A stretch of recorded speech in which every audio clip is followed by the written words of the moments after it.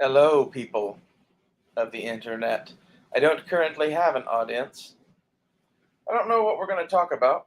I figure I'll see who shows up.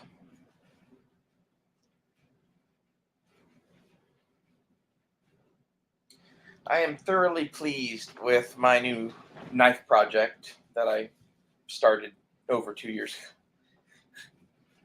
The Tanto that I did a mustard patina on and did some other shit too is the first knife I ever put a handle on. I pulled it out of the scrap bucket and started playing with it again. Mainly because I did a lot of work on this blade and it's finished. So why not? And I kind of dig the handle. Like it if you go look at the pictures of it, it has the world's strangest handle on a knife blade, right?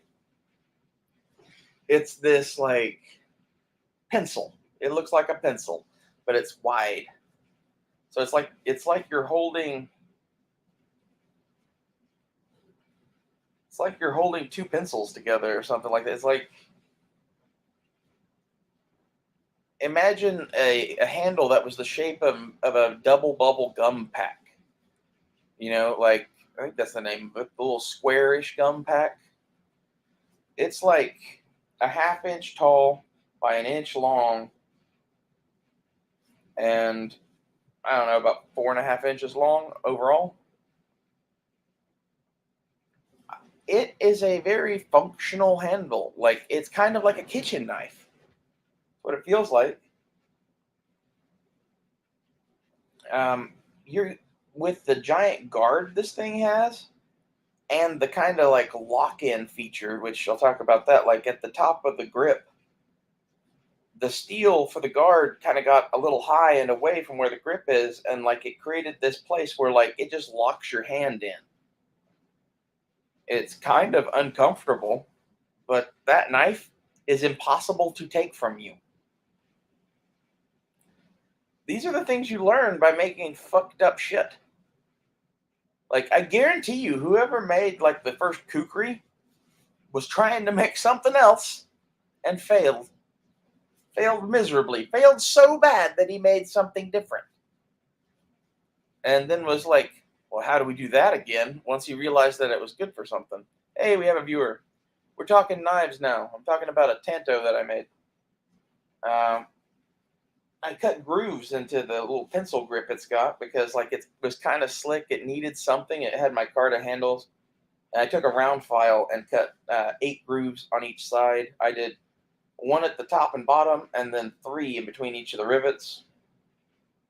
So it gives it 8 little gripping grooves now, and I don't know. I think it makes it feel better, for me at least.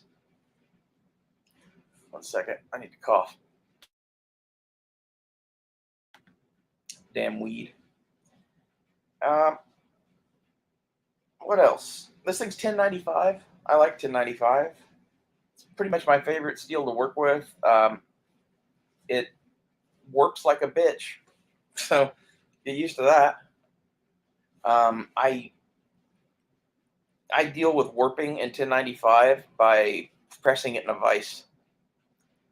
When you heat it up and oil quench it to harden it, while it's still hot from the oil quench, you can put it in between 2 other pieces of steel and crush those in a vise and just let it cool off, and it cools straight. So, bingo bango, you can build a rig to do that too. That's 1095 is one of the cheapest steels on earth, and it makes one of the best cutting steels on earth. It is literally like back in the day when they were trying to make the sharpest shit on earth, they were using 1095 because that was high carbon steel. Um, Everything from there is trying to replicate that cutting ability with the ability to be stainless. Like, I don't know if you know this or not, but like, there's maybe a couple of the super steels that do legitimately hold an edge better than carbon steel now, but they have like fucking tungsten in them and shit. All the rest of the stuff that they add into stainless steels make it softer. Mostly my carbon knives, especially if I don't temper them, I could literally shave pieces of your knife away with. Depends on what kind of stainless it is. Like, is it S30V? Not so much. Is it, 420? Yeah. My knives are like files compared to that knife. And that's, not just me. That's anyone that's made a custom blade that left it a little hard. If you temper it a lot, not so much. And like a lot of people will temper the fuck out of shit because they don't want it to break. I am of the opinion that your goal in making a knife should be to make a knife that neither bends nor breaks. And as such, you're walking that fine line. And I would rather make something that, if pushed to its limits, does break. Because it's better at doing the things that a knife should be done with, or whatever. Like a sword is a little different. I'm not going to use a sword as a pry bar, probably, just because it is what it is. I might do that with a knife. However, if I made that knife and I know it wasn't tempered at all, I might be less apt to use it as a fucking pry bar. Now, that makes it a worse woods tool, but it makes it a better kitchen tool. So it's all about, like, knives are like most things. Everybody gets obsessed over, which knife they should buy. And the real question is, what the fuck are you trying to cut? Like, and this is guns or anything else. What are you trying to shoot matters quite a bit in guns. What are you trying to cut matters more in knives. If you're trying to, make a scalpel, tell me that. If you're trying to have an axe, tell me that. These are both things that I could make, but like they are different things. And I think that that's one of the things about knives that people kind of lose respect for, or whatever, is that there is really no one knife option. Anyone who's like a serious outdoorsman has a bucket of knives. Now, he probably has two that are on his person a lot. And like that'll be like some sort of belt knife and some sort of folder, probably. Like, think Leatherman, Swiss Army knife. Almost every outdoorsman that I know that's actually worth a damn, that's the kind of shit they'll carry. They'll have a belt knife of some description, whether that's a K-bar, a kukri, or a fucking, bushcrafting knife. They'll have something, and then they'll have some sort of multi-purpose tool, at least. Now, if they're really serious about it, they'll probably have a few fixed blades and a couple of folders. And the reason is there's different things for different purposes, and it's more weight, but it's more firepower. So, like, is a kukri the best one tool option? Yeah, probably. But should you have a one tool option? Probably not. Now, if you're looking for a defensive blade to carry with you at all times that could also be pushed into an emergency survival role, that's where the kukri shines. Okay. But as like a, hey, we're going to go camping in the woods setup, an axe and a knife is better. It's better for a reason, But like, if you want to like get good at using your emergency tools, that's cool. And I would definitely carry a kukri instead of a hatchet, probably, if that's your plan. Because like anything that you can do with a hatchet, you can easily do with a kukri, and it's going to give you time on that blade or whatever, and you'll get used to using it. But meanwhile, most tasks, you're probably going to want like a 3 or 4 inch blade. Unless it's like serious cooking shit, then you might want a chef's knife. And like, I'm the kind of person that would use all of the different knives. And I'm not saying to carry 100 knives, but like if you're carrying 5 knives, that's a reasonable amount to carry, and you can cover a lot of different tasks with that. So, for example, in your pack to go to a cabin or something, let's say you have 10 knives. Let's say 2 of them are kitchen knives. Let's say 2 of them are pocket knives, like Swiss Army knives, multi-tools, that kind of thing. And the other 6 are various woods tools. That would make sense for a cabin. See you, Tara. Or hello, Tara. I'm not sure which that says. she would know about the kitchen knives. Because, like, especially for cooking and, like, camp shit or whatever, that's a totally different knife than I'm going to go, like, whittle bowls. It just is. Now, again, you could have one knife for that. And if you're going to have one knife to both whittle bowls with, cut meat off of an animal with, and chop down trees with, the kukri's the only one that even remotely fits that. But, like, if you take the chop down trees out of it, which is have a knife and an axe, it opens up your possibilities quite a bit. I'm good. How are you? Oh, my AC is still out, but it's cool enough here now. I have the doors open and the attic fan on. And I have a portable air conditioner, so between all of that, it's pretty chilly in here. I'm digging it. I kind of want to make more Tontos, but the reason I stopped making Tontos after like 4 Tontos was because I had the shakes. Like my hands wouldn't stop shaking from the amount of vibrations that they were taking from doing these by hand. So I would need a better way to do Tontos. But I kind of dig this thing as just like a fucking utility knife. I think that's what I've made myself, is basically this is like my ultimate like utility knife. It's what's it called? Chisel ground, so it's only ground on the right side of the blade. I have never figured out why everyone does the wrong side of the knife when they do their chisel grinding. They always do their chisel grinding on the left side of the blade, and all of their chisel grinding should be done on the right side of the blade. And the reasoning here is that when you go to cut something,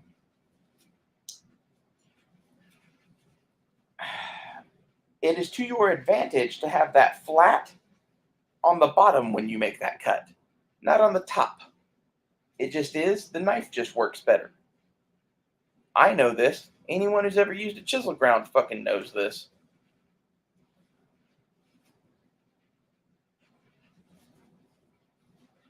Would you sleep in a Tanto? I don't know what you're talking about.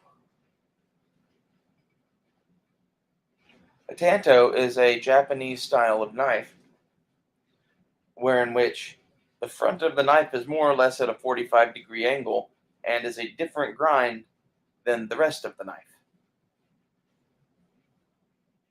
And when it's chisel ground, it is ground on one side of the blade only. Just defining some terms for those who aren't in the know. But when you do the chisel grind, it gives you a really thin edge, especially the way I did this one, because I did the full chisel grind on one side, and then on the flat side, I did a just relief bevel.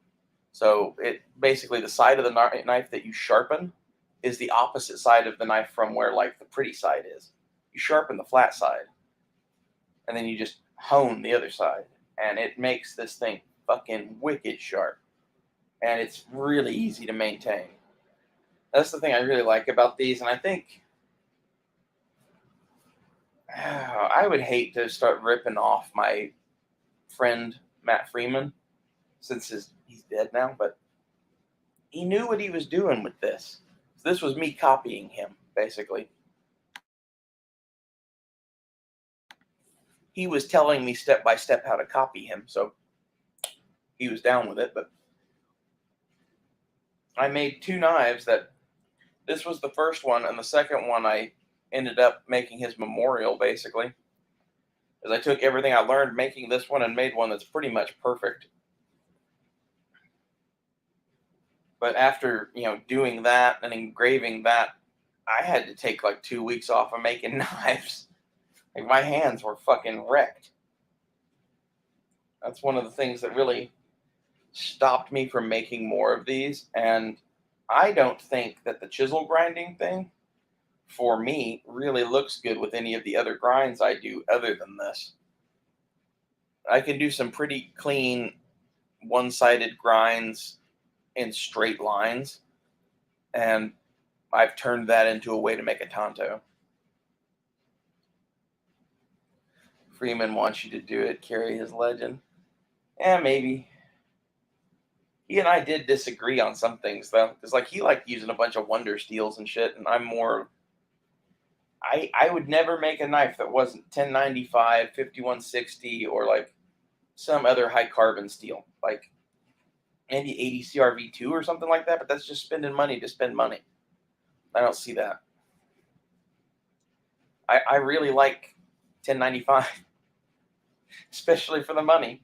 Like, and a lot of this is I do the heat treating, and it entirely depends on how you're doing your heat treating as to how good your steel is. And the sorts of steels that I like to use are more basic steels because I have a basic bitch kind of like forge to heat treat in. I'm doing it by eye.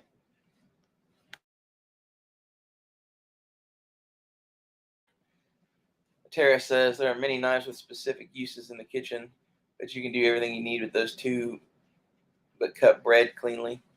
Yeah, that's kind of my opinion. Like, if you had a big chef's knife and like a general kind of like utility knife, maybe even a paring knife, if that's what you really want. I wouldn't go a paring knife though. I would just bring those two knives, and then like you said, bread. But like I don't cut bread that often, and when I do, I just use a regular knife. So I have a full set of kitchen knives I bought. I bought Cuisinart.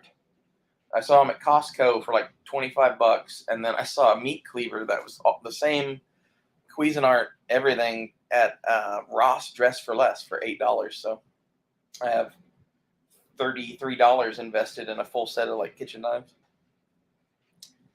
I also have a kitchen knife I made. I need to go get that for my grandmother's.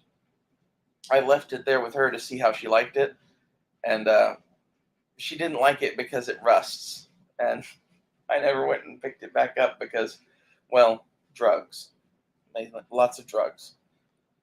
It happens when you start smoking weed and running around with fucking 19-year-old girlfriend. You forget that grandma has your kitchen knife.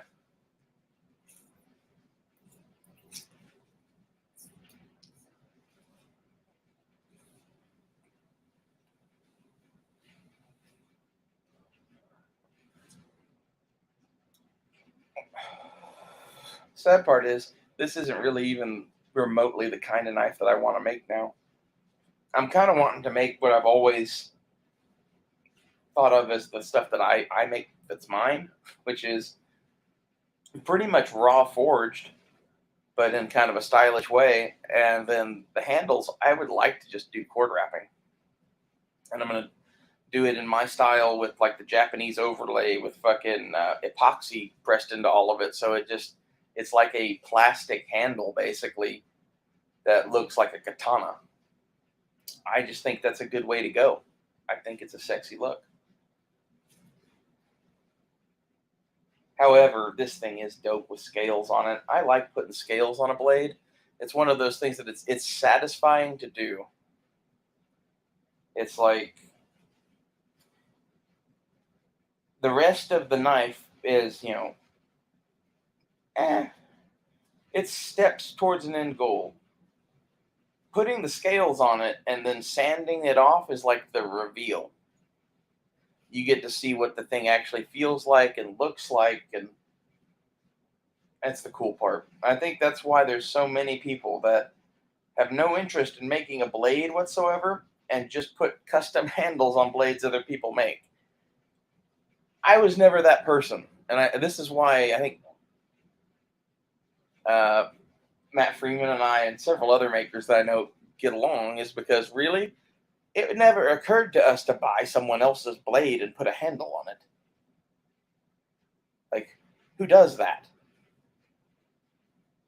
Ew. I start with bar stock. You know, I know people that start with dirt.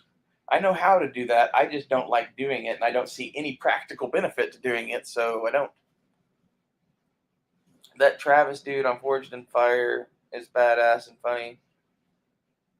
Do you think he was cast as a ringer? Travis dude. I don't know the Travis dude, I guess.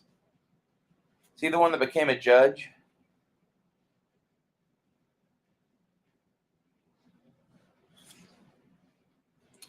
I'm not sure about the casting of that thing. They asked me to be on Forged in Fire a number of times, and I was always like, no, because that's not what I do. And like, basically, I make knives out of high carbon steel that's a mono steel that's made at a factory almost exclusively. I don't do Damascus at all. So why would I take part in a Damascus making competition? Because that's what they do almost every episode is like, if they had one that was like, oh, here's some random junk, find something and make a knife blade out of it that wasn't Damascus, like I can do that. I know what spring steel is and what is not. Like that would be a fun competition, but that's never what they really did. They did that once or twice, and even then, it was like the springs that they gave them were 100 times bigger than anything I had ever worked on in a million years.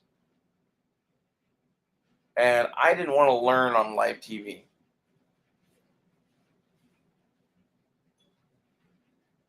He was knife inspector on that knife battle show. I did never watch that. The Knife or Death is quite possibly the most ridiculous thing I've ever seen. One of the things I really love is that there's a channel that I like to watch about swords from England. His name's Matt Easton, Scholar Gladiatoria. And watching his thoughts on Knife or Death changed my opinion of his entire channel. Because he was looking at Knife or Death like, yeah, these are legit tests, and these say things about the thing. I'm like, no, not really, not at all. Like, he was making inferences about historical weapons based on results from Knife or Death. And that's what I take issue with. It's a competition show about making a best knife or whatever. And like, okay, go have fun being nerds that cut shit in the backyard, because that's what that looks like to me. Which, not that I'm even opposed to that. I think that's fucking cool. It's just not what I do. Not usually. Occasionally, I will test cut bottles or something with a blade I just made and put it on Instagram because that shit sells knives. I learned that from Matt Freeman. He would cut beer cans. But that Knife or Death show, basically almost none of that is reality. And none of the blades that they are testing have anything remotely to do with any historical blade in any way whatsoever. Some of them are loosely based on them, and you could make some inferences about them, but like, he was making judgments about whether or not, historical items would fail based on whether they failed on this show. And I'm like, that's pretty stupid. That makes me question really your entire point of view on everything, because like,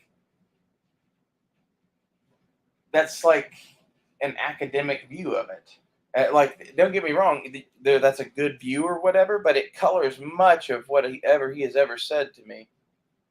It's like, oh, okay, this person has no real experience with these weapons and doesn't get that a kukri from the 1400s or whatever is probably different from a kukri from now, made of modern steel with a modern handle, and then like, it's made by some dude who is a backyard smith from wherever, and his version of this failed. And now you're making a judgment about an entire class of what, like, that's, I don't know.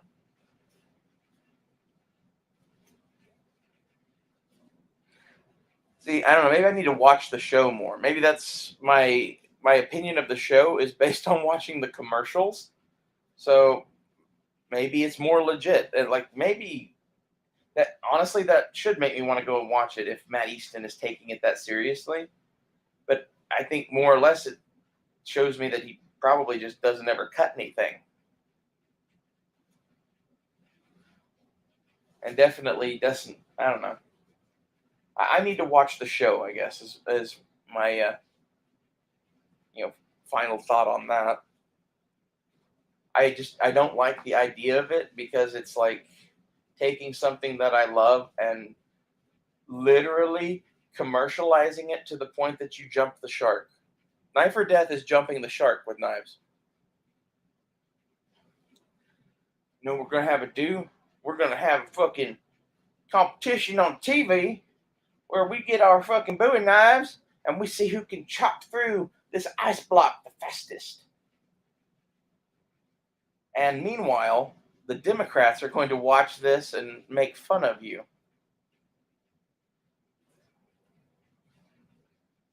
I guess that's my thoughts. It's like I don't like being made fun of. And those the people that make those shows are like the people that make Doomsday Preppers. They make that as a comedy. Because they think these people are crazy.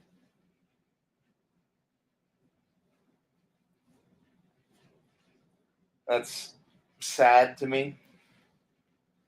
As someone who is both a Doomsday Prepper and a knife maker. You know, fuck you, Hollywood.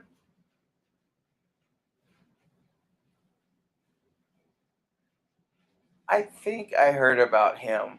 There was someone from Jinx that made blades that I heard about, but I don't remember in what context.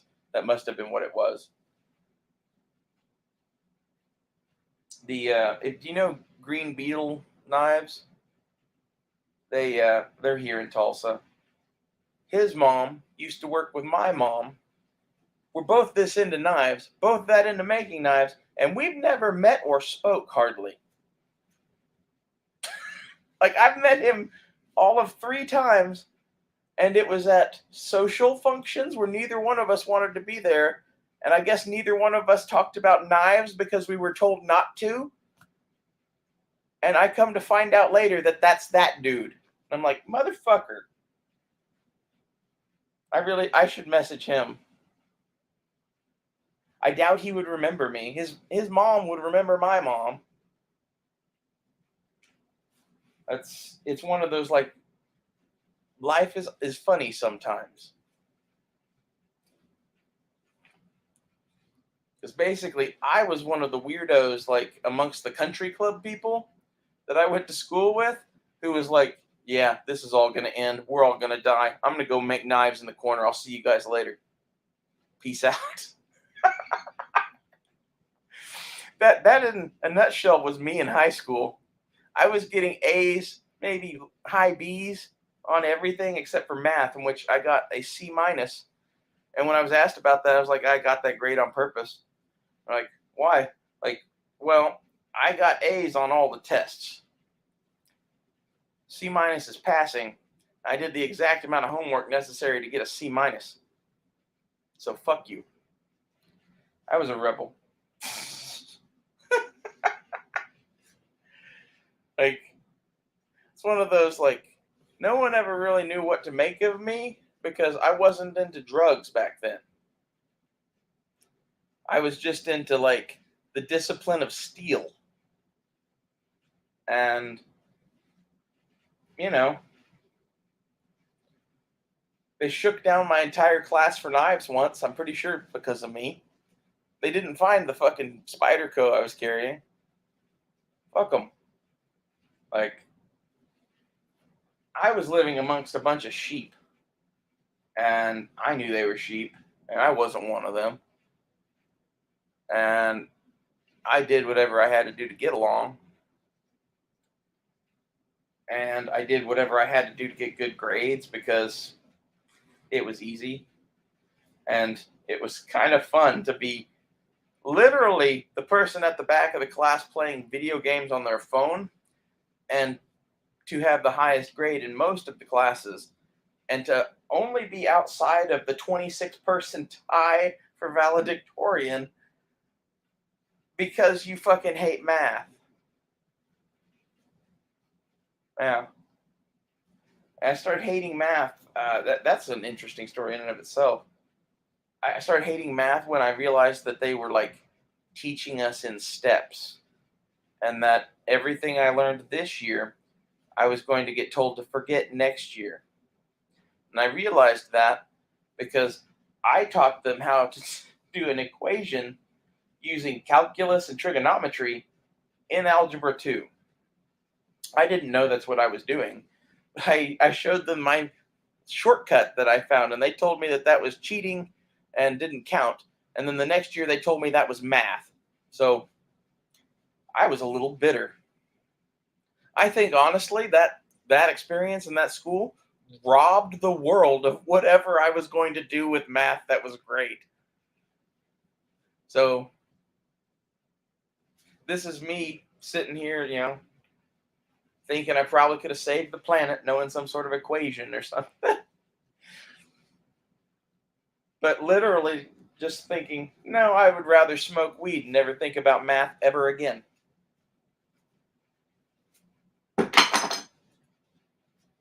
Ah, damn. I hate math.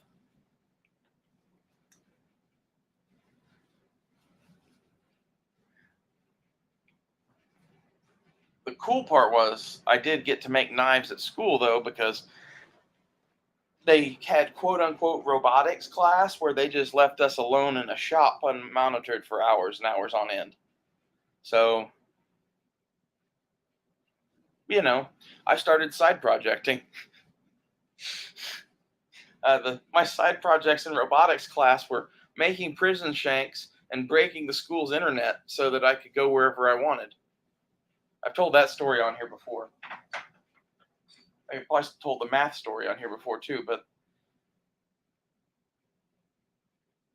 the break in the school's internet thing that was just like, don't tell me where I can go and can't go. And the knife thing that became more or less a challenge. Once I realized that I could forge with a Bunsen burner, it's all over but the crying then. I literally started forging a knife in the chemistry lab before I figured out that a propane torch was like a Bunsen burner, but I could keep it in my backpack. And as for the forging noise, we had the robotics shop, and I just opened the front door, put the little anvil I had on the porch, just started whacking away at it. When they asked me what I was doing, I was like, making a part for a robot. Oh, okay. I just kept forging. What are you doing? Making swords. All right, buddies would come up and be like, what are you really doing? I'm like, making swords. And I'd be like, right on. Like, if you're going to leave us here with nothing to do and a whole shop full of tools and internet that won't let me see porn and will only let me go to knife sites, it's only a matter of time until we start fucking making swords. That's what they did. Then we broke the internet and got porn. Funny part is, I didn't get porn. I didn't break it for porn. Other people probably did porn. I broke it for YouTube, and what was the other thing? They blocked Wikipedia. And they blocked Wikipedia, which really pissed us off. And that was, honestly, that's how I got it, is the nerds were pissed about Wikipedia being blocked. Otherwise, they probably wouldn't have thrown in with my plan. It was my plan. I was whoever organized all the individual pieces of information that we needed to do the whole plan. Seen it in the Tulsa world.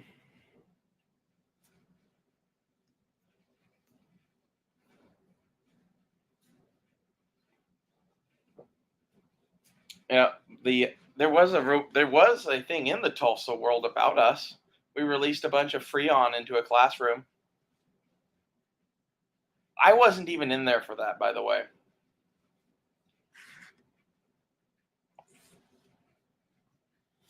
I went to lock up the school's gate because that's what I was doing at the time, because they gave me the keys to the gate because they're really stupid. I think I still have a key to that gate. My buddy went with me, Joseph, who was funny, but we went walking out to the gate to lock it up or whatever, and he just went with me because why not? There was nothing else to do, and the idiots were dissecting a fucking air conditioner inside of the physics lab, which has no ventilation system whatsoever. And we come back into the school and start walking up the hallway. And as we get in, like 10 feet into the school, we see door bang open, cloud of smoke roll through the hallway. And we're like, oh shit. And then 3 or 4 of our friends come out coughing. And then the teacher that was in there was in a wheelchair, comes rolling out.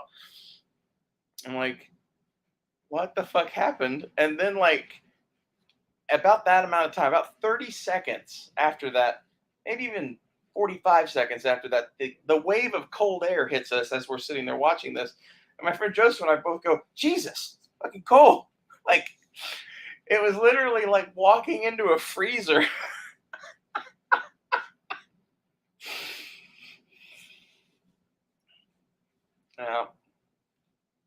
Master hacker.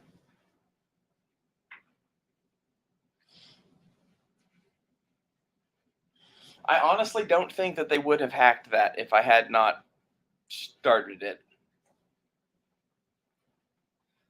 Because, like, it was a thing that, like, they showed me one thing that I took and was like, I can go anywhere I want. And they're like, how is that? Like, I don't know how yet, but this will let us do that.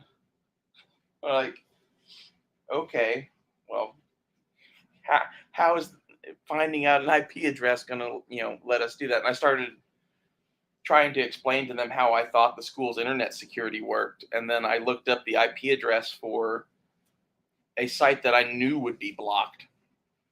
And then we went there. And it was after that they're like, oh shit, you're right. They really didn't think we were smart enough to figure this out. I'm like, yep, they really didn't think we were smart enough to figure this out. And it was after that like they put their heads together and figured out that, the proxy site shit. I never would have figured out that half of it. That was their contribution. But they were playing around with MS-DOS to do something, and they showed me how to get an IP address for some reason. And I'm like, so what is that? And then they explained what an IP address was, and they explained it again, and I'm like, so why can't we type that into the internet bar? And they're like, well, it's the same thing as typing the address. Why would it go there? Like, no, I guess I was this one who knew the least about this sort of shit, was the stupidest one, and wasn't afraid to ask stupid questions. And my stupid questions mixed with their actual knowledge on the subject is what got us, like, the keys to the kingdom. Still makes me laugh. Because, like, if I hadn't tried just putting that in a fucking web address bar, I don't think they ever would have. Maybe that's that like criminal mastermind element to their mind that they're missing that I have. It's like, when all else fails, I try everything and see what happens.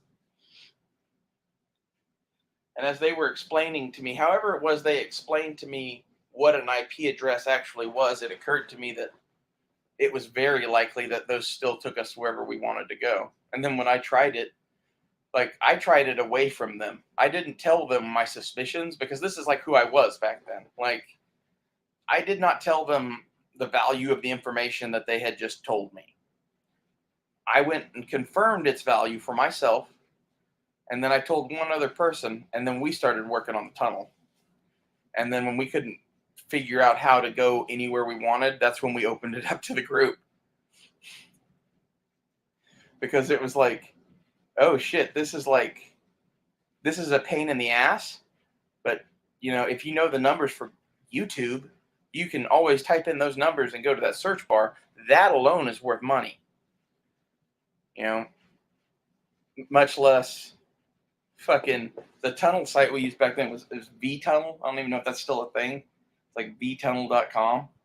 And I don't remember its IP address offhand, but it was like 186.25.125.85 or something like that. It was like an IP address like that, but it was 3 digits, 2 digits, 3 digits, like 2 digits.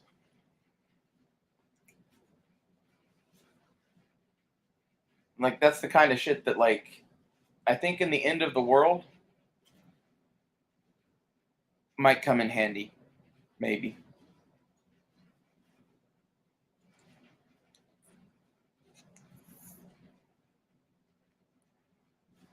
It still cracks me up that they thought that having a fucking blocker on names of websites would be enough to stop anyone from going anywhere they wanted.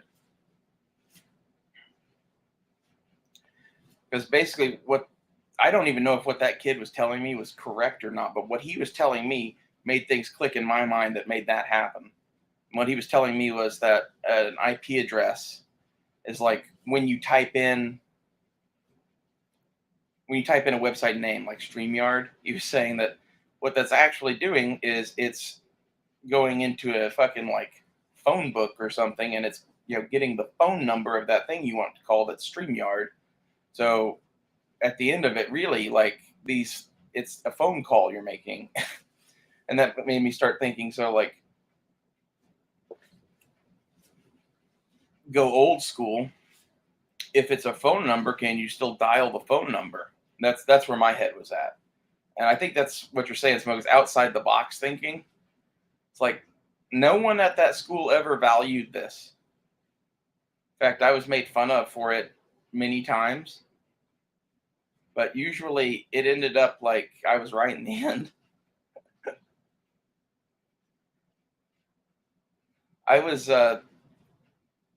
kicked out of art class at that school, and I'm the only person to graduate from that school who ever made a living as a professional artist. So, what does Mrs. Hartsock know?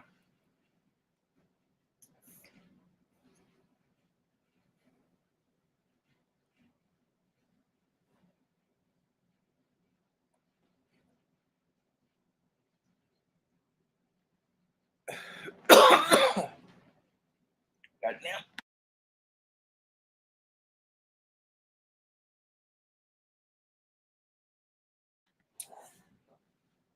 Oh, someone just offered to sell me back my favorite knife.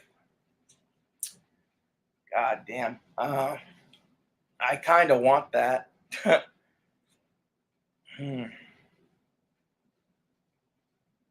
I made it's kind of like a kitchen knife and a French trade knife and like a fighting knife of my own design had like a baby. And it has green liners and black handles with that are paper micarta that is sculpted to be kind of like horn.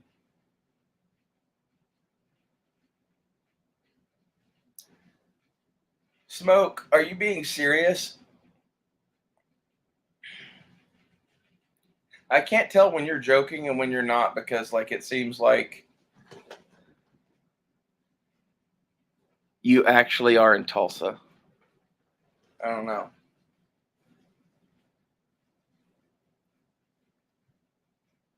I don't know if I should fucking buy that knife back. I really want it. It's honestly it's my favorite knife I ever made because it's a full rig of my own making and my own design of the knife, and it's a rig design of Matt Freeman's. It's a CM carry rig, and it's badass.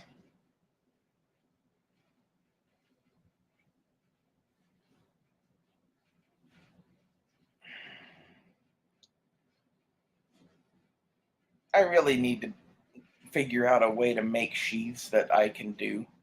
Like I sold all my Kydex making shit because I'm like, I fucking hate doing it, and I hate that it fucks up my knives.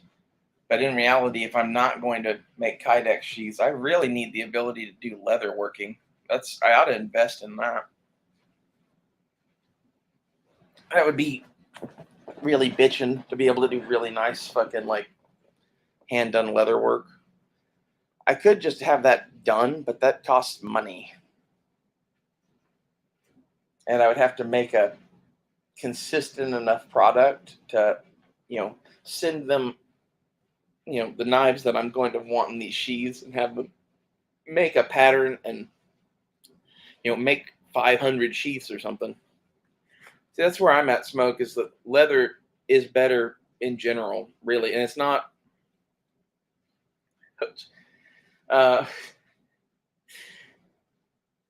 really weapons education makes leather holsters. Well, I'm sure I could hit him up. The people that I like for leather are Tucker and Bird. They're out of Texas. They're like somewhere outside of Houston. They sit up at Wanamaker behind me. They do really good work. I've talked to him about making sheaths and stuff before. I've seen sheaths that he has made. They're outstanding. They're who I'm going to go to. I don't want to. I would rather find someone here, but like I know him and I'm gonna see him and he comes to Tulsa a lot. So if he disappears with a whole batch of knives or something, I'll be able to see him, and like that's half of the thing is like I know how this is. And like it's not that people try to fuck people over, it's that people are all kind of crazy artists and people get lost in the shuffle. Oh, and I'm trying to get sheaths made for a couple of knives right now that I owe somebody that I don't even have a way to fucking contact them. It's one of those like they disappeared off the face of the planet. And that happened right around the same time that I had like my whole world fall apart and like I don't know. I either had like an aneurysm or something or fucking a stroke. I was not good for a minute. I'm sorry if I owe you shit still. If I do, tell me about it. Uh, I keep meaning to fucking mail this one package and I keep fucking forgetting to do it. I think it's because I got a mental block about it. And my car's fucked up right now. That's one of those like I keep meaning to fix that, and it's on my to-do list, and then like something else happens that completely fucks it up.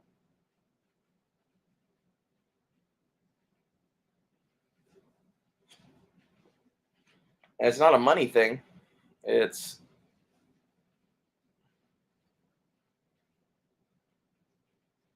the FAL and the Benchmade are both sold.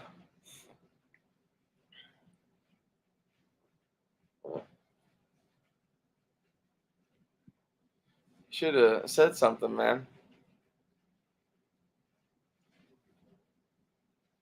That was just too good of a deal not to buy, and I seriously considered keeping that FAL. And the only reason I sold it was I was going to get a conversion cylinder for my revolver, and then when I sold it, I saw a deal on a sword I wanted, and then I think I spent like $50 on DoorDash, and then the rest of it went to preps. So that was the only reason I sold the FAL. Really was to get that cylinder, and then I decided halfway through that basically there was no reason to fucking do that. And the Benchmade, I don't like automatic knives. I like fixed blades. I like balisongs. I even like triad locks, and like really any reasonably strong lock will do. I just think Cold Steel makes cheap shit that I think looks cool that has the triad lock in it. So like if I'm gonna have a knife that locks up that way, it's probably because I'm gonna use it for something bad. Like I'm not gonna take a Balisong and go like use it as a shit knife. That's what the fucking what is that called? That Cold Steel SR1 light I bought. That's what that thing's for. I have that fucking what is that called? Raja 2, that big kitty modified. He did a fake Hamon on it with like an electro pencil thing, and then wrote Truth on it. And he wrote Reconciliation on the matching one that Blazer has. I gave that one to Blazer because when I won those in a drawing, and he gave those to me, and I'm like, okay, this is badass, and I love this one. One says truth. But don't see that I will ever have any use for this other one. And right about that time, Blazer was talking to me about how he wanted to buy a Rajah too. And I just handed it to him. I'm like, I don't need both of these. You know, I think it's very appropriate, but like those get split up, but not split up forever. Like eventually, I imagine one or the other of us will complete that set. Basically, either he'll die and I'll get that one back, or I'll die and he'll get this one. You know, that kind of a thing.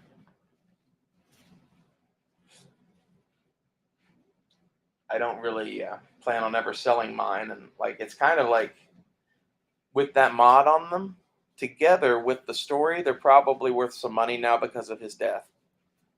Separate, they're just torn up cold steels, and I gave that to him after he died. So it was one of those things like the one that I kept of his was the one that I liked the best, which is that modded out cold steel. And together as a set, probably could have sold them. And I decided to share them with him instead. Because I think they're cool.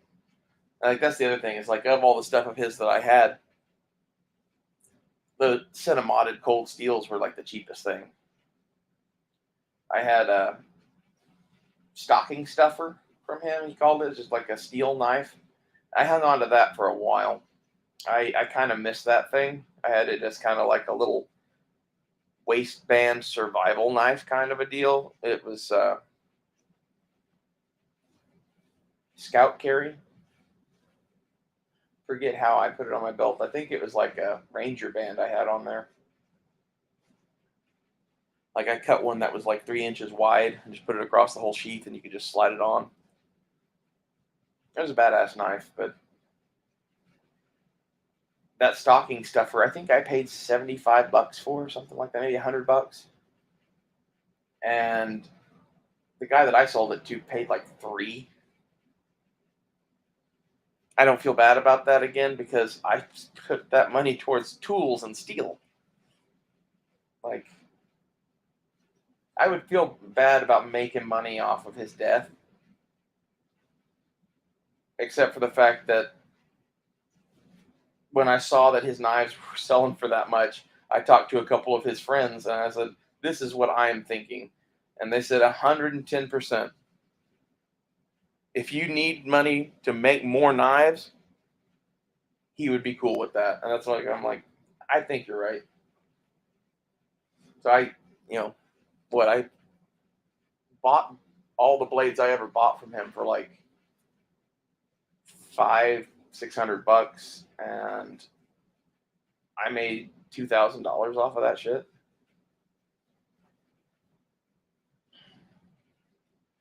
You know, I'm glad that I had a stash of his stuff that I had him make for me that I could just turn and let someone else get a piece of his stuff while it was still out there. It's kind of how I'm looking at it. That's, I miss those knives, but not as much as I miss the knives that I've made. And everything that I make has a little bit of him in it because of how much he influenced me, basically. And the reason he influenced me so much was because he was like the lonely stoner making fucking knives at night on the internet talking about cats who would talk to anyone who wanted to make knives and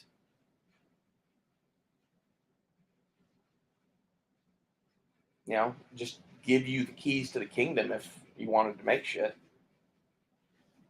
Tell you where to go, tell you, what to read, where to fucking find cool ideas, even. Like, not to mention just talking back and forth with him about your problems via text on fucking Instagram. Like, it doesn't take very long of that before you don't have anything to ask him because you kind of figure it out on your own as you go. But it's nice to have someone to ask that kind of shit with.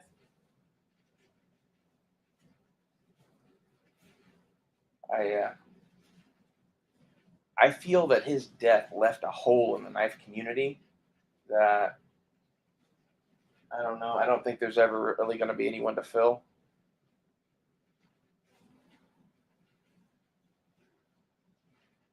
Makes me sad. Makes me want to make more chisel ground shit though. And honestly, before I met him, I hated chisel grinds. I thought it was stupid. It was like half a knife. And if you do them wrong, yes, 100%, they are half a knife. If you do them correctly, they cut better than a normal knife. And like, it's not the knife for everything, but if you want a knife to carry on your belt every day to use for utility tasks and occasionally stab people with, it's the best way. And that's what he found out, I think, is by doing the chisel grind, especially the way that he taught me to do it, which is you do your face grind all on one side, right? And you do your sharpening grind all on the other side, and then you hone the face side of it. It makes a beautiful fucking blade. Like, it's not normal looking. It's not a knife that you buy because of its looks. It's a knife that you buy because of how it performs. And like, as far as a fighting knife goes, it makes a very acute edge that leaves weird jagged cuts. That's advantageous too. And in a tanto like this, it's gonna like rip to the bone because that big tooth that you've made basically with the point of the tanto, that's a big serration. It just makes it cut deeper. And like, that's what he did a lot, was tantos, and I see why. Like, it's an attractive design, especially in this. I think if you do a tanto on a double-sided knife, it's less attractive, to be honest. And the reason I think that is like, they never quite match. Even if you're the best in the world, unless you're a machine, they don't match. Whereas if you have it one-sided, matching is not necessary. And since this is essentially a shank slash utility knife, I need a really, really sharp edge that's really, really easy to put back on it, that holds up for a long time. And this is where carbon steels or high-end stainless steels or whatever you want to do, some version of a modern steel, mixed with proper heat treatment, mixed with, carrying a diamond stone and maybe a little strop thing in your pocket, you can always have a knife that's this sharp. And basically, it's not like, oh, your knife's going to take damage or whatever, but like, I want my knife really, really, really, really fucking sharp. And no steel holds that forever. Most steels hold that level of sharpness for like a few cuts. That's all you get.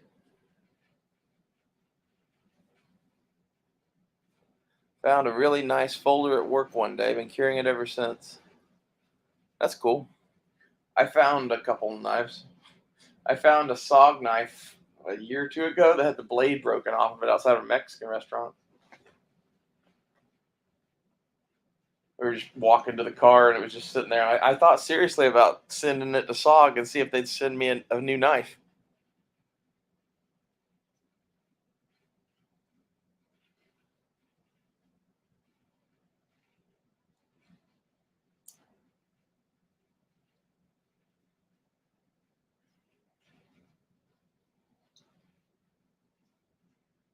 I can't decide what I want to do with the FluxRaider yet. I'm like, I was debating that in a video about the new brace shit that they're proposing now. Like, I'm not doing anything based on what they're saying yet, but I was already doing this dance in my head of, is the FluxRaider worth keeping for the amount of money it is? 'Cause legitimately, I could sell it and buy the rest of the guns I want. And if it's going to be a hassle, which it looks like it's going to be, that's another foot towards that or whatever. And the other thing I can't decide is if that does come to pass and they're like all braces or SBRs, and you decide that you don't want to do a stock on it, a Flux Raider turned into like a pistol, like a Halo blaster looking thing would be kind of dope. Like take the whole stock thing and like turn it into just a butt cap cover and make it like a PDW that's, you know, get one of those HK bungee slings maybe for it. I think that would be dope. But like, then you're carrying around a whole lot of extra bullshit on a P320 for some added benefits, but probably not as much as most people would think. I don't know. If you could make that thing full auto, it would be super cool in the fucking pistol version. Like a Judge Dredd gun. That's kind of my thing, is like it would be cool to have a sci-fi blaster that actually shoots bullets. And I already have a Han Solo blaster made out of a 1911. A Judge Dredd gun made out of a Flux Raider would be fucking cool. Like, you admit it, that's fucking cool. Which really, if you take that whole stock bullshit off of it, get that bridge, the optic bridge, cut that off, and put a sight on it that's really low profile, maybe, or just put a set of like suppressor height sights on it, maybe. It would be kind of cool to go irons only. It's a Flux Raider, but it's irons only, and there's no stock. I don't even know what that would be. The red dot really does make the thing more shootable as a PDW, so I think the optic bridge kind of has to stay. You could do the cheek pistol thing with it if you've seen that. I would like to play with that, and you could kind of play with that with the Flux Raider, even just with the stock on it. The idea of a cheek pistol is basically you have a pistol that, for whatever design, it doesn't have a reciprocating thing that's going to hit you in the face. So you're basically putting the back end of the pistol with the red dot to your cheek as a reference point and shooting that way. And they started doing this with the little Kel-Tec 22 and something else. Forgotten Weapons was talking about this. It was interesting. They were also talking about doing it with a shockwave, which, you know, if you did it right, it would be okay. But if you do it wrong, it's going to like really hurt. My solution to the shockwave is to mount a red dot on it at a 45.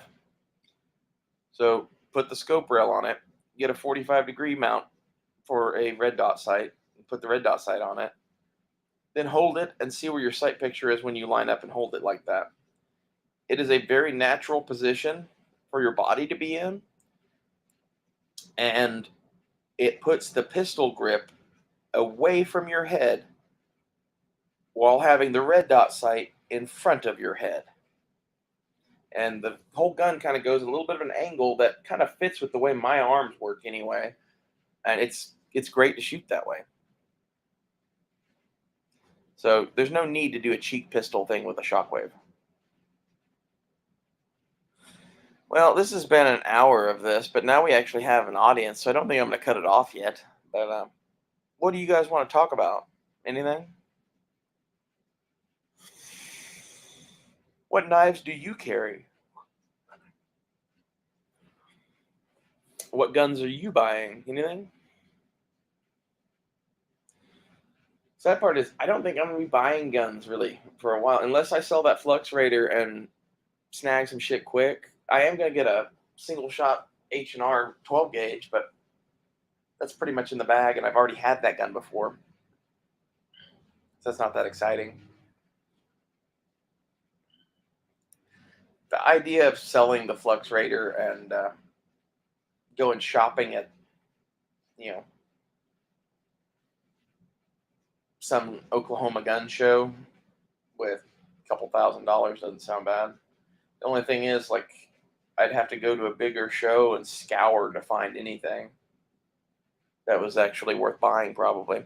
Although I think things might be changing because, like, Arms List has some cheap shit on it now. I think maybe people are starting to hurt for money. And, like, this is kind of where I know I could get damn good money for the Flux Raider a couple of different ways. Go do that and then have a few $1,000s in the here and now to, like, sit back and, see what you can find at gun shows. Because I could throw that thing on Gunbroker somehow, I'm sure. Collect payments somehow, I'm sure. Like, with what those things are going for on there.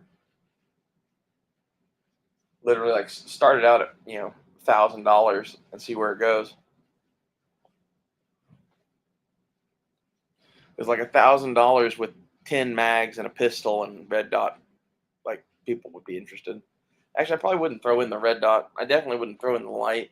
I have a Surefire X300 that's on that thing, and that is the light for that gun. But I like that light enough that I would pull it out of the deal.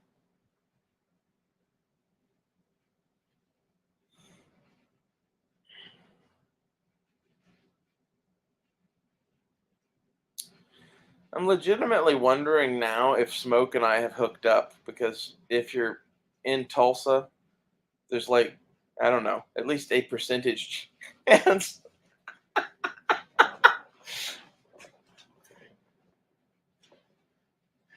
Do you bang trannies, Smoke? That's the real question.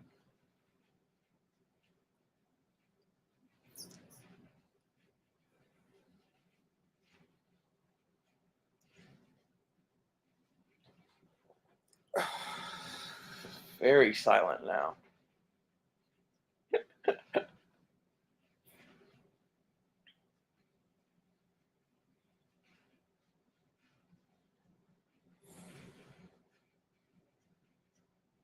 Oh. It's depressing to think about buying guns because I really, uh, I don't think I'm going to be able to afford to keep all the guns I have, much less buy more. That's kind of sad. And that's over, like, the long term. If shit hits the fan, goes worse and worse and worse, what happens when you need money for food? That's half of why I spent so much money on food, to avoid that. But, like, to me, of the shit that, I would have laying around, the things that I have that are actually worth some money are, like, really high end knives and nice guns. And I value that shit more than cash. And that's, I think, a thing a lot of people don't get about me is, to me, the pile of paper money is worthless. The Winchester is worth quite a bit. It's just the way it is. If you're not like that, I honestly just don't understand you. Inflation is proving me to be correct. Now, with the weird, like, the people that just keep marching on because the price at Taco Bell hasn't changed yet, they worry me. They worry me a great deal. I think they should worry all of us. I've seen those people, and that's scary as fuck. I think there's quite a bit of America that literally could not feed themselves if they had to. That I don't mean, like, go out and gather it, or I mean they could not cook for themselves for one reason or another. Whether it's ignorance or fucking some mental or physical disability, or those people are just going to die. I don't know what percentage of the American population that is, but that shit's coming. In England right now, a can of hickory flavored Spam is 35 pounds. So, you know, I'm gonna be rich.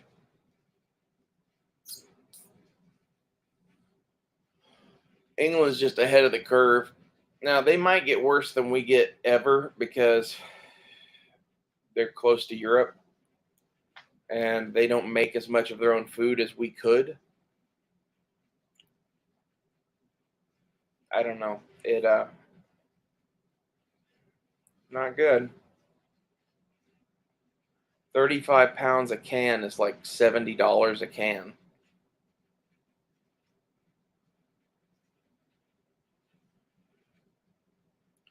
It's probably more than that now.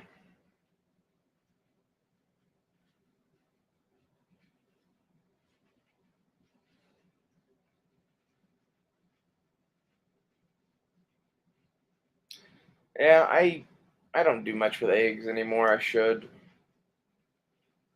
I used to have eggs as a pretty big part of my diet because I could go to Costco and get like 2 flats of eggs for $10 or less, and just keep that in the fridge. Like when you run out of other food, you always have 2 flats of eggs. And like this is in a nutshell why I don't like eggs, because eggs always mean we're out of money, we're gonna get paid, so we have food, we have to eat that food. We don't like that food.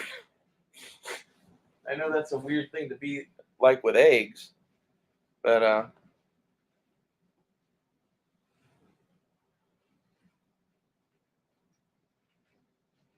that's just how I am as a result. And that's kind of like I grew up not liking eggs because like no one ever cooked them right. And in my opinion, the vast majority of the world does not cook eggs right. So sit close and listen to how you should make scrambled eggs or eggs in general. Um, you take 2 tabs of butter, 1 tab of butter, however much you want. I would do it based on the amount of eggs you're cooking, but like 2 tabs of butter and 6 eggs. And I would throw the butter in a pan, and I would turn it on high and get it to start melting. And I would throw a little, like a half a tablespoon of minced garlic in there in the butter, get all of that melted and started. And as soon as it gets melted, I crack the eggs into the butter and start mixing all of that together and slowly break the yolks apart and kind of do a soft scramble. And I pull them out at the moment that they are perfect, which is a fine line. With this, you need to have it to where they look underdone. If you do it to where they look done, they'll be burnt. And this is why most people burn eggs. Now you know.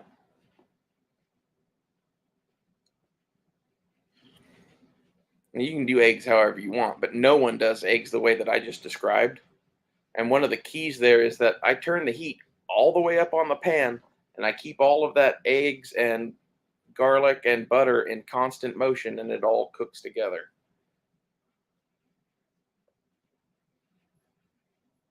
So, as someone that fucking hates eggs, that's how you cook eggs.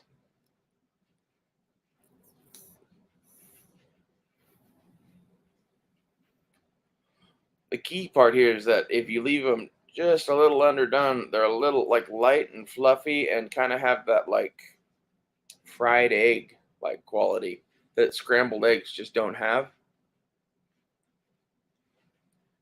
Um, I told my grandfather when he was older, like I think he was 74, when I told him that he made eggs wrong.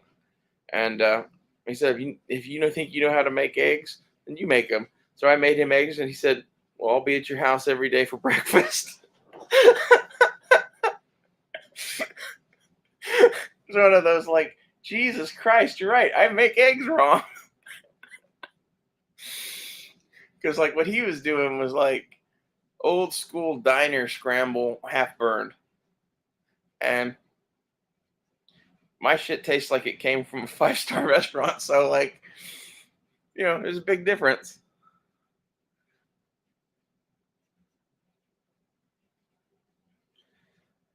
Uh, I should eat more eggs. I don't as a result of that basically because they were just always the I'm fucking broke protein thing.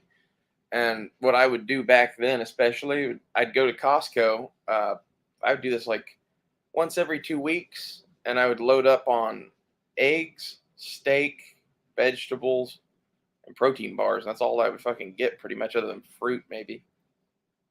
And maybe occasionally I'd throw in a snack thing of some sort. That's all I would live on. And I haven't been able to do that in a minute because of finances mixed with Costco being a fucking nightmare. Basically, there's no good way to get there for me at the moment. And yeah, I really need to start doing that. I'm going to make a Costco run this week. Because it's one of those things that, like, you eat healthier when you do that.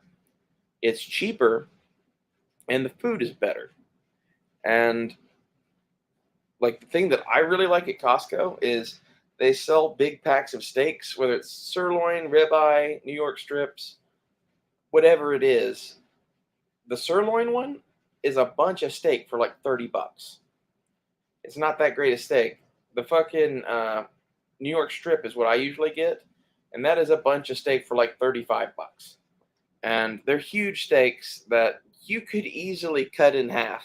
You could probably cut them in half and then, butterfly them and cut that in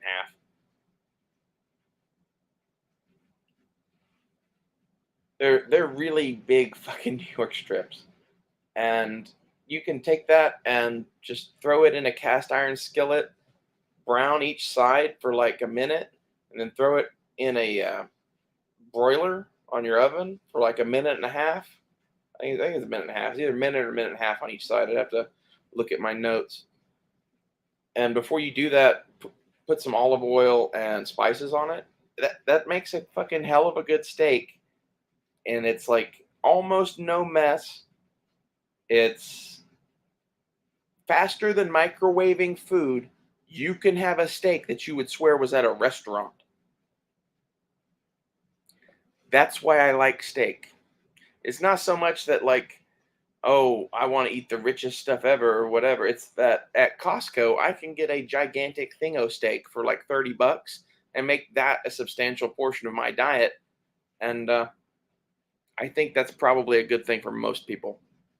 I'm not saying you should only eat steak or whatever, but like, you buy that big pack of steaks, you keep 3 of them thawed because they're better fresh, and you eat those immediately. You freeze all the rest of it, and as you want a steak, you the night before pull that steak out, put it on a plate, set it in the microwave, close the microwave, and go to bed.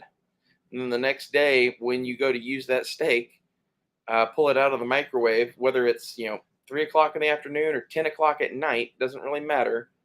The meat needs to sit on a counter and age anyway. I leave meat out for a full day, regardless, and it changes the meat. It makes it more tender. It makes the flavor better. It warms the center of it to room temperature, which is a key critical ingredient if you're going to have a steak that's pretty raw, which is what I like. Like, there's an art to this. Like, not everything in life is an art, but having something that is nutritious, healthy, relatively cheap, and quick to cook, that's kind of an art.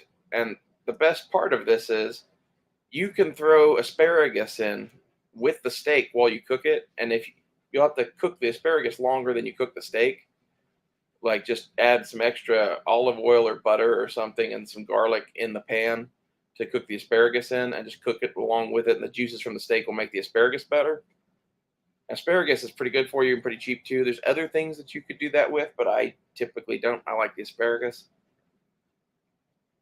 I say asparagus is cheap. Asparagus is not cheap at a grocery store. At Costco, though, keep coming back to that. Like, we're going to buy a lot of the same thing. You just bought a crap ton of steak. Go buy a crap ton of asparagus, too.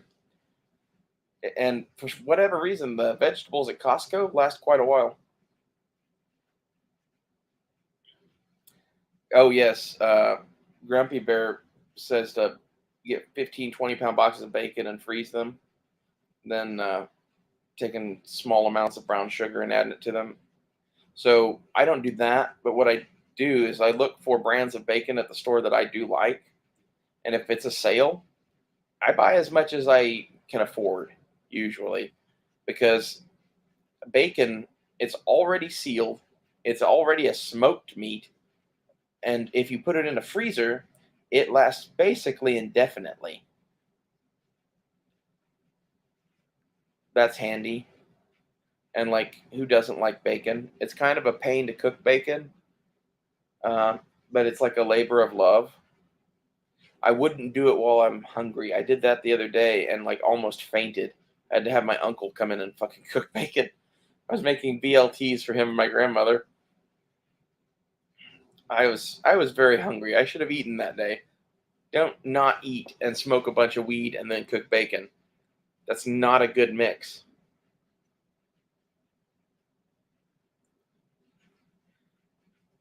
Bananas and peanut butter. I really like peanut butter first off, and I bananas are always something I buy because at Costco at least they're like $1.39 for a big bundle of them. And most places bananas are like under $2, under $3. Like bananas are cheap. You can have them on the counter. They're an instant thing you can eat. They're pretty good. I really like grapes for similar reasons. I wouldn't buy grapes at a grocery store again, but at Costco, they're not they're cheaper. Um, Grapes at a grocery store for whatever reason end up being very expensive. I don't know how we got onto the subject of groceries, but I guess I'm fixing to go grocery shopping. So that, and it's like this is important. Like how you eat matters. Lately, what I've been doing to save money is eating Marie Callender's microwave meals and ham sandwiches. And I don't think that's necessarily bad for you, but it's not as good for you as vegetables and steak and fruit. It's just a guess. I think it's very funny that when you eat like that, you get much healthier. At least I did. Um, my health now is kind of all over the place because honestly, I tried to help a girl and thought that she loved me and desperately tried to fucking, I don't know, convince her that life was worth living. And I'll get back from that. But it took me a long time to stop walking in circles and going, I miss Dakota. I know that sounds bad, but like that's where that bitch left me. Was like I I was head over heels in love with her.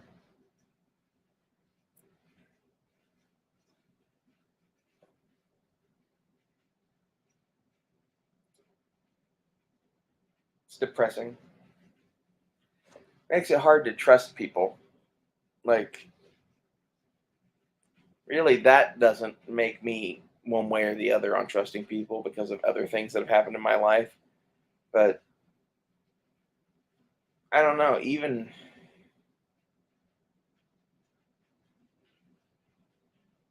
her, like we were really fucking tight. Like we did cocaine on a skyscraper together.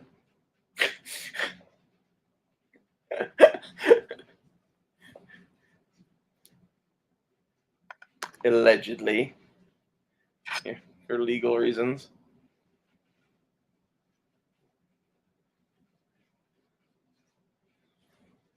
Mm. Should write a romance novel.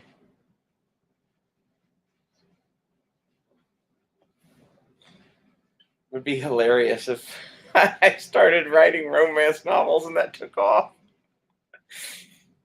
I could totally write that kind of crap. I say things that women eat up because I am one of them. That's the double-edged sword of things. That's That's complicated. Person I'm really in love with right now is a man, believe it or not. Man, baby. He knows who he is. I doubt he's watching, but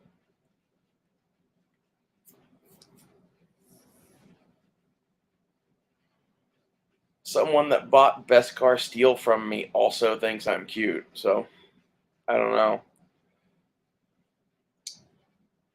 If you liked me enough to buy Beskar Steel from me back then and you think I'm cute and are willing to put up with my level of crazy, which you have seen on full display, man, you're a trooper.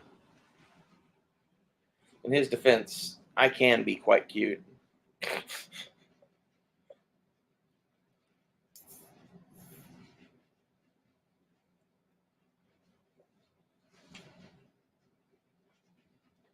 Not to mention, like, there's this thing I do that guys always want to see in person before they decide whether the crazy's worth it or not.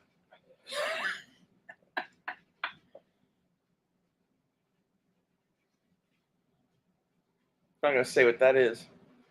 I'll leave that to your imagination.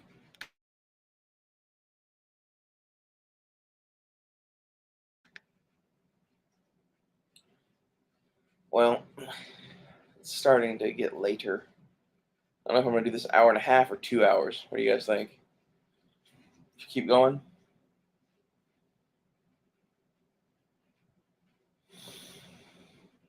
Oh. I'm trying to get one of my nephews interested in cool shit, and I'm thinking about gifting him a World War II visual encyclopedia and maybe giving him a copy of The Dirty Dozen. Like, I don't know if his mom will let him watch The Dirty Dozen or not. She's going to say no to Saving Private Ryan, as honestly, any self respectable mother of a 7-year-old should. I think The Dirty Dozen is much more PG and fun, while at the same time being totally fucked up on various levels. The part where they're literally dumping gasoline on Germans and going, hee hee. Of course, that's also, what's his name?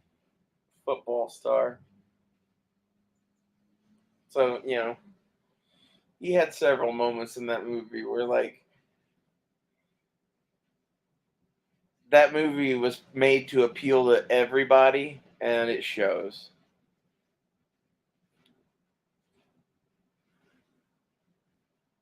Pudding trick.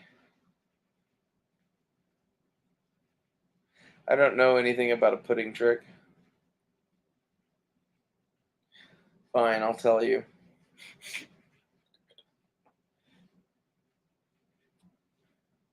Some of the things that allow me to do voices give me excellent control of my tongue. That's all you really need to know.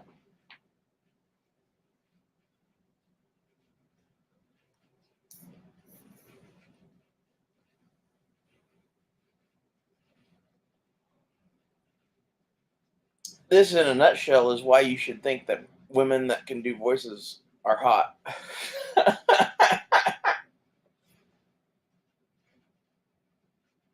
Oh no, Toshiro! Haha. Welcome to Quickie-Mart.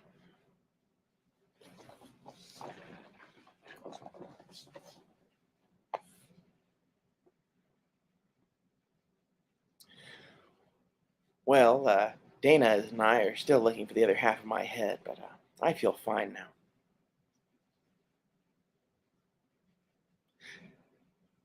Is it, welcome to America. No green card. I have, like, the Robin Williams repertoire that, like, I can do more in those voices, but those are like the phrases I have in my head to enter into those characters. Is those are like trigger phrases. They're like some of the first things I learned to say in that voice. It's interesting. I should really be a voice actor. Because them dogs down by the creek is just a hollering, and man, there's people all over Oklahoma that talk just like this. And I would like to represent them in film and television in the form of cartoons. I could play the hillbillies of the world. Woohoo! God bless America and Tiger King. I can do that one better than almost any of them just because, like, I hear it so much. What I'm telling you is sometimes to do different voices, you just need to, like, just start doing them. You can just change the way you hold your tongue. And sometimes it just changes the whole voice. It's like Igor from Dracula. Oh, Count Dracula. No pudding trick. I don't know what the pudding trick is.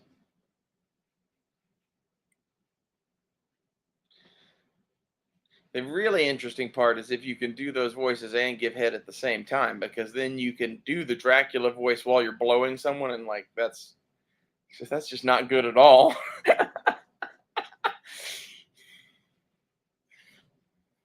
Hi, baby.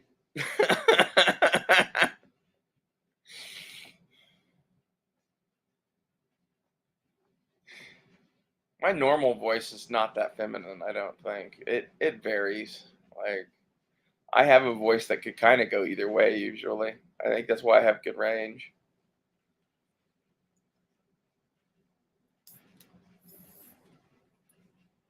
That, and I really like making fun of people. And sometimes it's easier to make fun of people when you can talk just like them. I like a sling blade, and some people call it a Kaiser blade. I'm not good at that one. My uncle can do that one dead on. It's spooky. I'm glad that I can't do that one.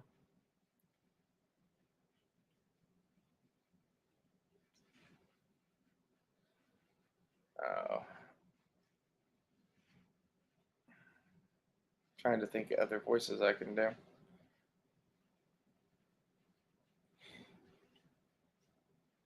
It's one thing to have something that you can quickly roll through in a conversation or whatever, and it's another thing to like have something that you can like hold up for an hour. Like that takes work.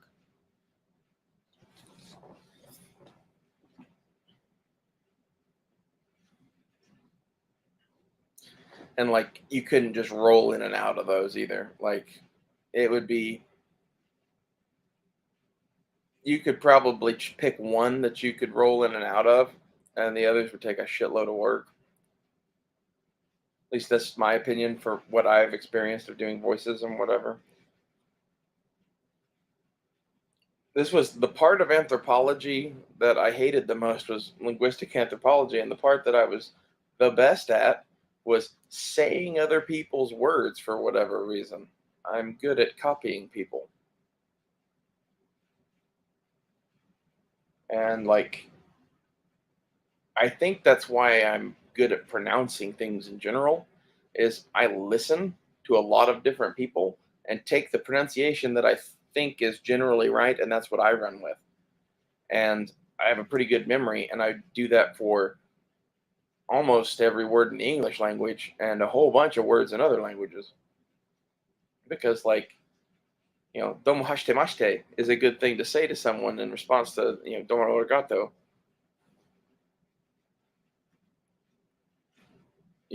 There's different things around the world where it's just nice to be able to say "dobre utra" to someone, or you know, uh, I don't know. My Chinese is bad, but it's "Warshore Yigame Goran" because I'm an American. And Yavas Lublu, it's Russian for "I love you." And there's I got that from The Great Escape. I actually took Russian for a semester in college. I I dropped out. I dropped out because after 2 weeks they were screaming at us in Russian, and really they were screaming at us in Russian the first 2 weeks too. They would just stop and explain in English afterwards. Don't try to learn Russian. You just shoot Russians, kids. There's no need to talk to them, okay? You just line up them sights, just pull the trigger. Dead Putins. Hoo-yah. Hoo-yah, Jester's dead.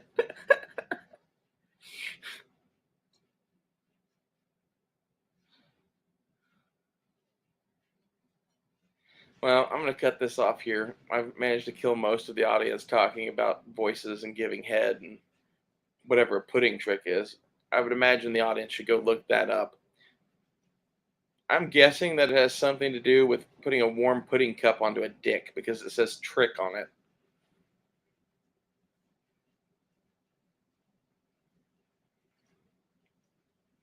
You don't need to use tricks when you have talent. See you guys later.